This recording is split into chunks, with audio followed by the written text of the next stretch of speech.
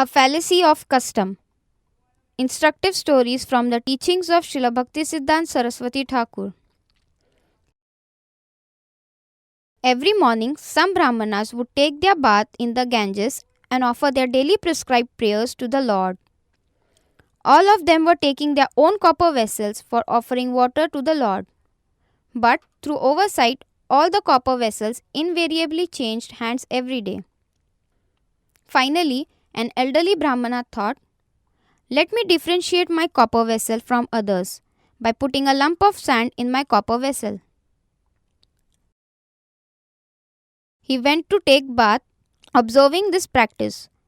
All the other Brahmanas assumed that this must be a holy custom and imitated the elderly Brahmana by putting the lump of sand on their vessels.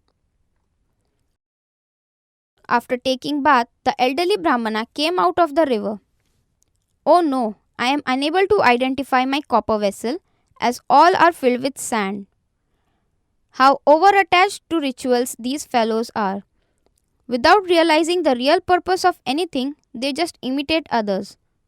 If they had applied their common sense, they would not have marked their copper vessels in the same way. Purport. In modern society, practice of religious performances is quite often like this. There are so many customary practices in the field of literature and social conduct in respect of usages and performances that most of the people follow them blindly without making assessment of their validity and authority. Lord Nityananda is the supreme controller of all wealth and he has no want whatsoever. Those who suffer from want are known as daridra or paupers.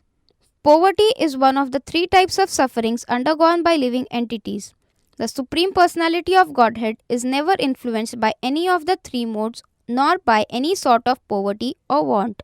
But common people, without considering this, quite often regard a pauper to be Lord Narayana in a customary fallacy, and the modern usage of the word Daridra Narayana has been coined.